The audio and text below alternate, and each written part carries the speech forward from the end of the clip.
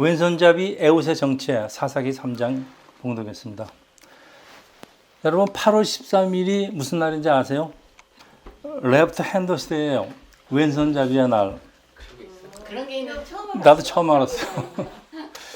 여러분 도대체 왼손잡이의 날이 왜 있을까요? 태욱 씨. 하도 핍박받아서. 그러면 어린이날이 있다는 얘기는 어린이가 핍박받아서. 그럼 아버지 날은? 아버지가 핍박받아서. 오늘 왼손잡이한테 우리가 증언을 듣는데 왼손잡이는 오른손 사회에서 핍박을 받고 살고 있답니다. 에웃한테 일어난 일입니다. 오른손 사회에서 왼손잡이는 프리빌리지일까요? 아니면 그 반대일까요? 우리 태욱 씨 말에 하면 그 반대랍니다. 네. 장애자랍니다. 장애자. 그런데 왼손잡이가 된 이유가 태욱 씨 유전이에요? 습관이에요? 모르죠. 네, 오늘 어렸을 때 일어난 일이니까. 여러분 보세요. 아인슈타인, 피카소, 베토벤, 빌 게이츠, 그리고 미국 역대 대통령 중에 50% 이상 트루만, 포드, 레이건, 조지 부시, 빌 클린턴 다 왼손잡이랍니다. 이분들이 우선 미국 대통령 반 이상 그리고 천재들이 왼손잡이래요. 이들에게 무슨 특별한 무엇이 있는 거 아닐까요? 우리가 모르는 핍박은 받는다 그러지만은. 그런데 클린턴 대통령하고 대통령 그 경쟁을 한 그 밥돌이라는 의원이 있어요. 이분은 2차 대전 때 오른손에 부상을 입고 오른손을 쓰지 못하니까 왼손잡이가 된 사람도 있습니다. 네. 여러분 사람이 왼손잡이가 될 확률은 몇 퍼센트일까요? 맞춰보세요. 50%. 왜요? 오른손잡이. 이야 정말 너무 똑똑한 거 있죠. 팔이 둘이니까 확률적으로 50% 맞습니다. 그런데 오른손 사회에서 살아남으려는 유전자의 선택에 의해서 이걸 적자 생존이라고 그래요. 오른손 유전자를 가진 사람이 더 많이 남게 되었다는 적자 생존의 법칙을 주장한 사람도 있는데 저는 상당히 일리가 있다고 봅니다. 여러분 나라에 따라서 다 다르지만은 왼손잡이는 전 세계 인구의 몇 퍼센트나 될까요? 10%. 네, 9에서 18% 정도라고 합니다. 근데 우리나라는 대한민국은 3%. 6%. 미국이나 유럽은 12에서 15%. 아이가 3살 정도 자라면은 그때 다 결정이 된다고 합니다. 왼손잡이가 되는지 오른손잡이가 되는지. 그러니까 유전 같아요. 우리나라에서 상대적으로 왼손잡이가 다른 나라에 비해서 적은 이유는 뭘까요?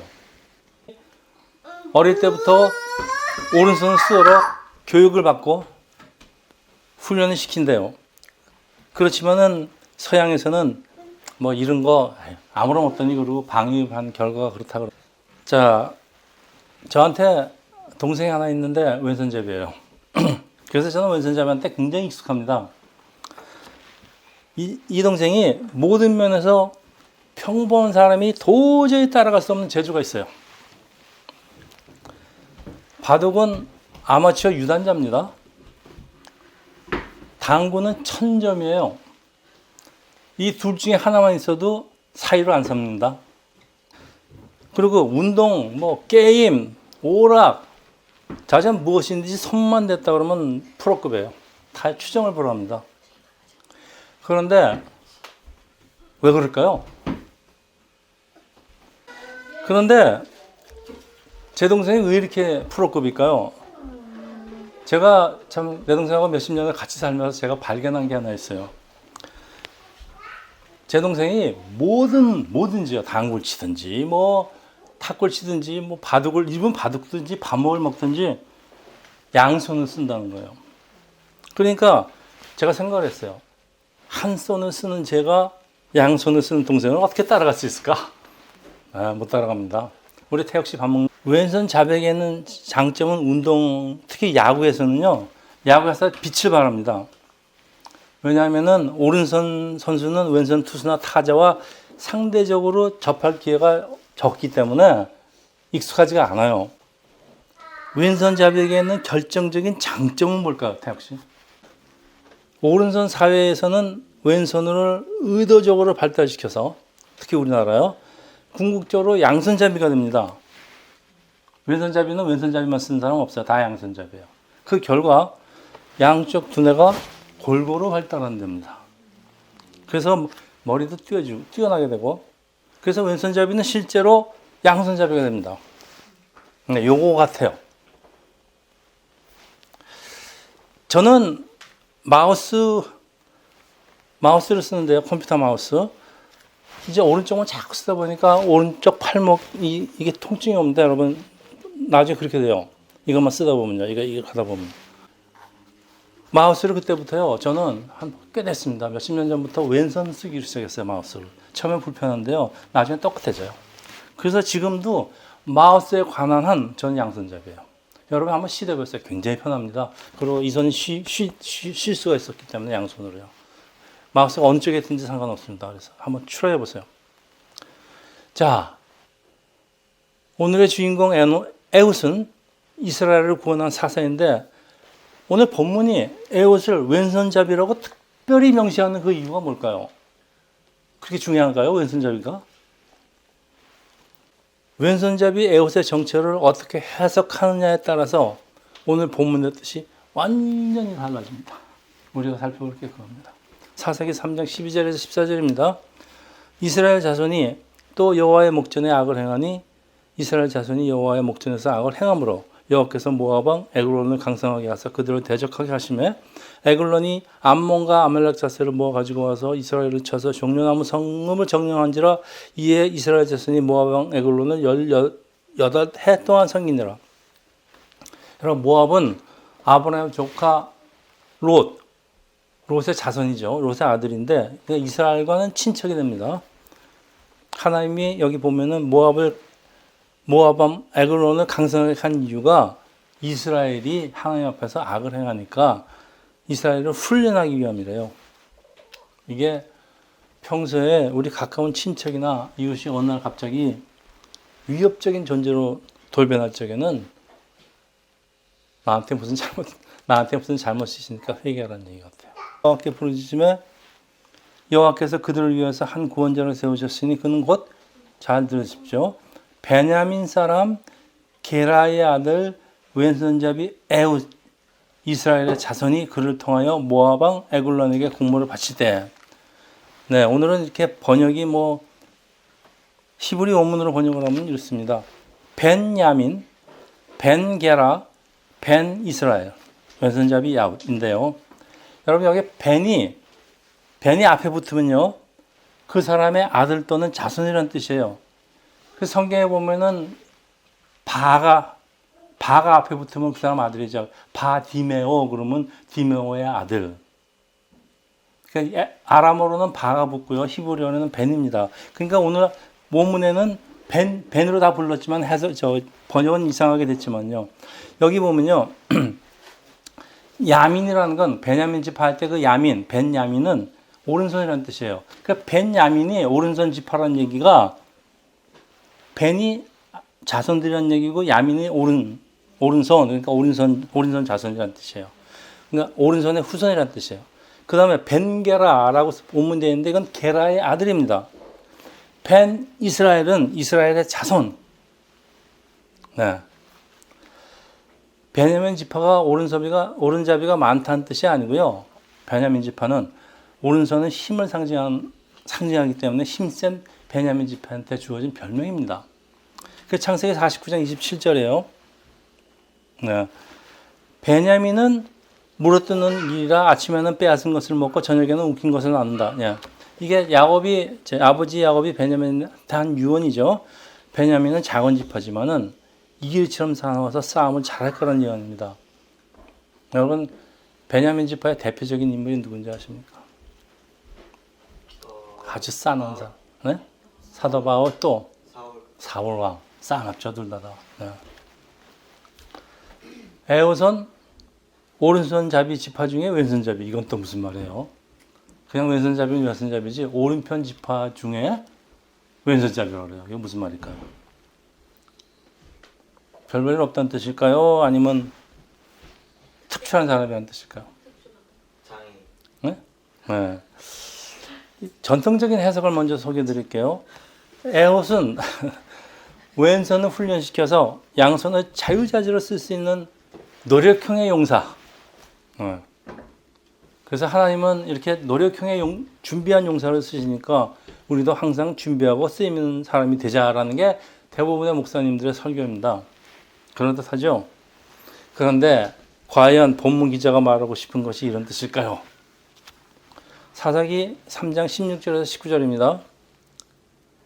에웃이 길이가 한 큐빅 되는 좌우의 날성검을 만들어 그의 오른쪽 허벅지 옷 속에 차고 곡물을 모압 왕 에글론에게 바쳤는데 에글론은 매우 비둔한 자였더라.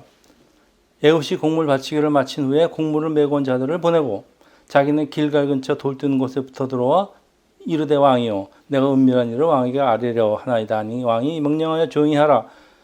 모여 선 자들에게 다 물러간지라. 저기 선 보이죠? 한 큐빅은 오른손 가운데 손가락 제일 끝에서부터 여기까지 항상 한 사람에 따라 하겠지만 45cm 정도. 그런데 굉장히 긴 거죠. 이 칼이만 하면 굉장히 긴 칼입니다. 그러니까 식민지 백성이 이런 긴 칼을 감추고서 왕을 독대할 수 있을까요?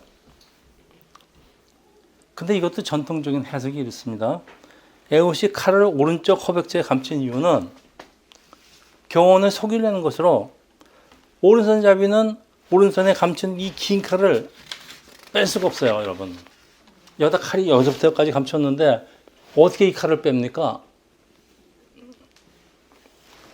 빨리 뽑을 수가 없기 때문에 경원은 그래서 오른쪽은 수색하지 않는데요. 특별히 그 베냐민 지방은 오른손잡이가 많다 그래서. 근데 에옷의 예상대로 이 무사히 몸수색을 통과하는데 양손을 자유자재로 구사한 에옷은 왼손으로 오른쪽에 숨겨둔 칼을 보세요. 왼손으로 오른쪽에 숨겨둔 칼을 착 뽑아서 찌르는데 문제가 없었대요. 이게 전통적인 해석이에요. 자, 여러분 뭐가 좀 이상하지 않아요? 말이 돼요? 자, 오늘의 질문. 왼손잡이 에옷에게 있는 비밀은 무엇일까요? 사사기 3장 15절입니다. 아까 그겁니다. 왼손잡이라는 게 대부분 영어로는 left handed man이라고 훨씬 다 번역했어요. 그리고 가끔 use both and the like라고 번역한 성경도 있어요. 그런데 히브리 원문은 여기 이제 히브리어입니다. 여기서부터 읽습니다. 아텔 야디아민. 여기 이텔은요. 이텔은 restrict예요. 그러니까 제한된 이란 뜻이에요. 야드는 손이에요. 그리고 야민은 오른쪽이에요. 그러니까 이게 뭔가 하면은 오른손, 제한된 오른손 이란 뜻이에요. 번역하면은 오른손 장애자.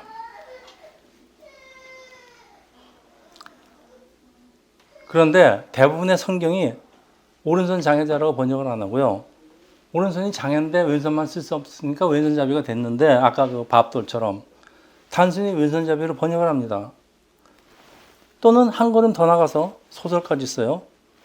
왼손도 능수능란하게 사용하는 양손잡이로 번역을 합니다. 이건 전혀 성경하고 다른 얘기입니다. 왜 이렇게 원문을 잘못 번역할까요? 히브리 성경을 최초로 그리스어로 번역한 게 70인경이라고 합니다. BC 한 3세기 정도.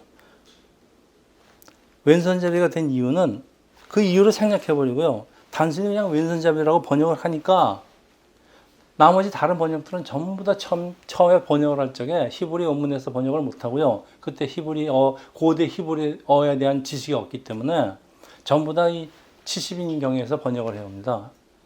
헬라어, 그리스어에서. 그래서 그대로 따른 결과가 그래요.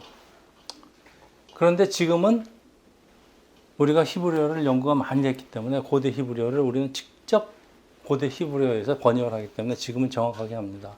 그래서 옛날 번역을 갖고 있는 사람들 다 이런 식으로 설교를 할 수밖에 없어요. 오른손 불교란 말이 전혀 없습니다. 왼손잡이니까 자기 마음대로 상상을 하는 겁니다. 왼손잡이 에옷의 정체가 양손을 자유자재로 쓸 수 있는 훈련된 용사가 아니고요. 오른손 불교로 인해서 왼손을 쓸 수밖에 없는 오른손 장애자입니다. 네. 완전히 해석이 달라지겠죠? 전통적인 해석과는 완전히 다른데 에웃은 양손을 자유자재로 쓸 수 있게 훈련된 용사라는 뜻에서 사회에서 업신여김을 받는 오른손 장애자로 해석이 바뀝니다. 이게 무슨 의미를 줄까요, 오늘에? 하나님은 나같이 능력 없는 사람도 절대 안 쓰실 거야. 이렇게 생각하지 말라는 얘기예요.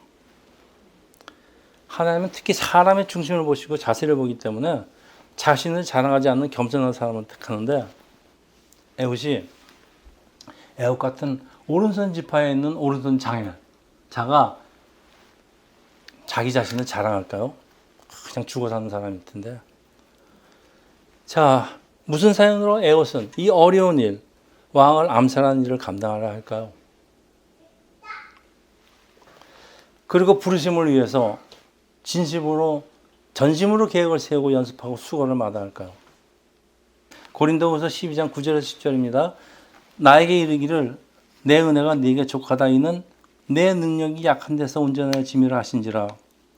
그러므로 도리어 크게 기뻐함으로 나의 여러 약한 것들에 대한 자랑이 오니 이는 그리스도의 능력이 내게 머물려 하라 함이라. 그러므로 내가 그리스도를 위하여 약한 것과 능력과 빛과 박해와 공격을 기뻐하니 이는 내가 약한 그때의 강함이라. 우리 복음성과 찬송까지 같이 했습니다. 이거는 이제 사도 바울이 그 몸에 가시가 있어서 그 가시가 뭔지 모르지만은 참 고생을 하고 기도를 하는데도 하나님이 들어주지 않아요. 오히려 대신 내 은혜가 족하다는 이제 그 하나님의 음성을 듣고 한 자기의 그 고백입니다. 에웃이 나 같은 사람도 쓸 때가 있구나. 아마 이런 생각을 했을 것 같아요. 그러나 능력이 없으니까 어떻게 합니까? 하나님한테 기도하면서 매달릴 수밖에 없을 거예요. 그리고 하나님은 이런 에웃과 함께 하시면서 지혜와 능력을 주셨을 것이라는 그런 뜻입니다. 사도 바울한테도 똑같이 일어났다는 겁니다. 그리고 하나님은 이 경호원들의 마음을 주장하시고요. 오른손 불구자 에웃의 몸수색을 생략하는 마음도 주셨을 거예요. 에웃의 몸을 철저히 수색하지 않은 이유도 누가 보아도 경계할 필요가 없는 오른손 불구 아마 눈에 드러났을 거예요. 이 히브리 원어의 표현을 정확하게 뒷받침하고 있습니다. 경호원들이 봤을 때 제가 에그론이 얼만큼 거구였는데요. 이 오른판 불구가 무슨 재주로 그 거구를 상대하겠습니까? 그러니까 수색할 필요도 없는 거예요. 그 분명한 사실이 여기 하나 있습니다. 하나님이 기뻐 쓰시는 구원자가 자신이 약하다는 것을 알고 하나님만 의지하는 사람입니다. 여러분 다시 한번 강조합니다. 하나님이 기뻐 쓰시는 사람은 자신이 약하다는 걸 알고 하나님만 의지하는 사람이에요. 사도 바울이 그랬습니다. 오른손 지파의 오른손 장애자. 네, 이거 무슨 뜻이에요? 오른손 지파의 오른손 장애자. 양손을 자유자재로 쓰는 유능한 용사와는 완전 반대죠. 오른손 사회에서 오른손 불구로 살아가는 에웃의 이 어려운 삶을 강조하는 말이에요. 근데 이런 사람은 하나님만 의지하는 사람인 걸 강조하는 거예요. 여러분, 사람은 언제 겸손해질까요? 사람이 언제 겸손해질까요? 네? 한창 잘 나갈 때일까요? 자신에게 부족함이 많다는 것을 깨닫게 할 때예요. 그래서 하나님은 우리한테 어려움도 주시고 고난도 주시고 환난도 주신 이유가 그 환난을 통해서 내가 참 약한 사람이라는 걸 깨닫기 위해서입니다. 자, 오늘도 그렇지만요. 그 당시에도 신체적 장애를 가진 사람들은 힘들고 어려운 삶을 보내고 있을 것이지만 이런 분들에게 있는 특징이 대부분 하나님을 전적으로 의지하는 사람이 많습니다. 그리고 한편 편안하게 아주 잘 먹고 잘 사는 사람들에게 너 적지에 들어가서 곡물 바쳐. 그리고 곡물 바친 데 왕까지 암살해. 그러면 갈 사람이 있습니까? 그런데 하나님 부르심을 받아들인 에웃은 철저한 준비를 하는 게 사사기 3장 20절에서 22절인데요. 자, 암살할 때 장면입니다. 에웃이 그에게 들어가니 왕은 서늘한 다락방에 홀로 앉아있는 중이라.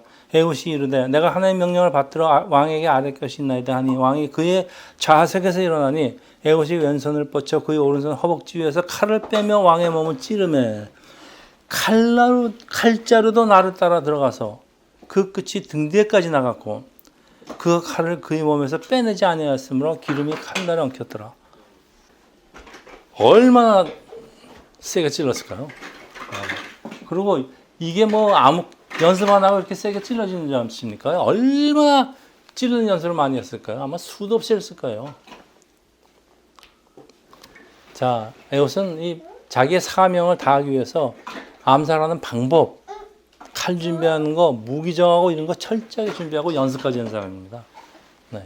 이렇게 하니까 하나님의 뜻을 완성할 수가 있는 겁니다. 사사기 3장 23절에서 24절이에요.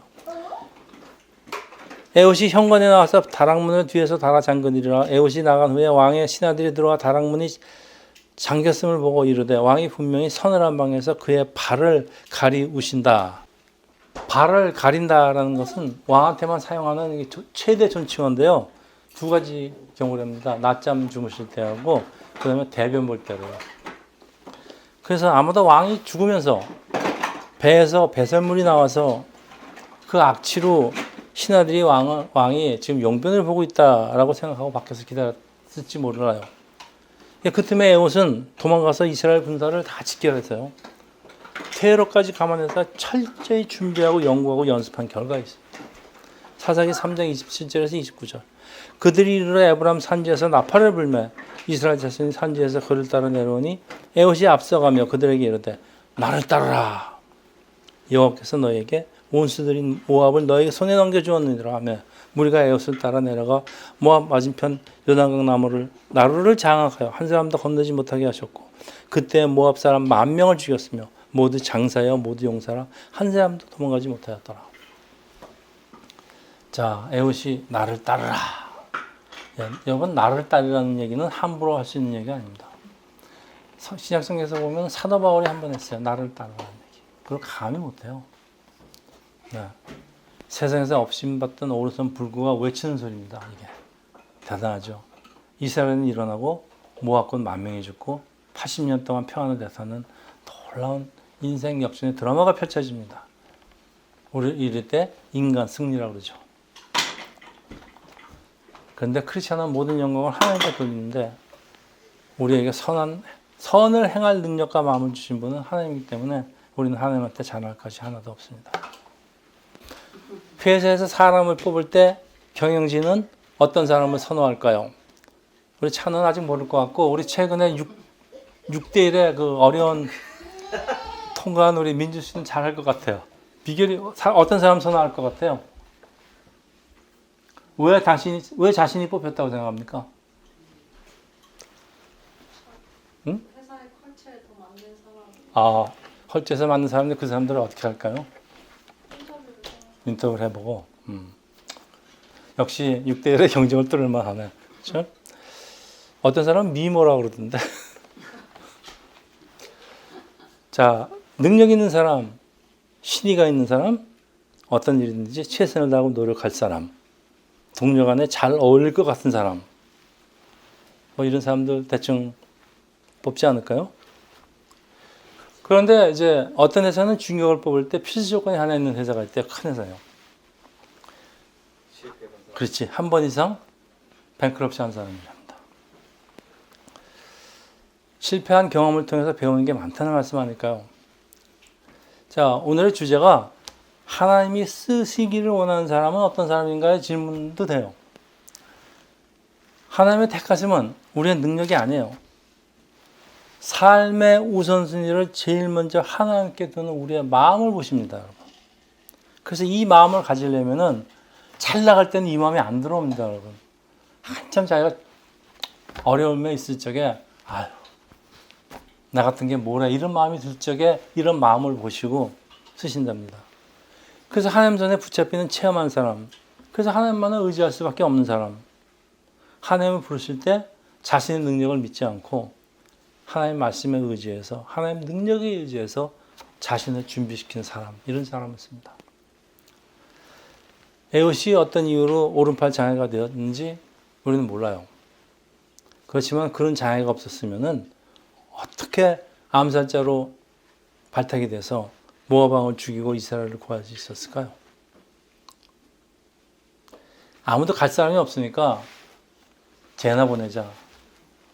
그러고 가지 않았을까요?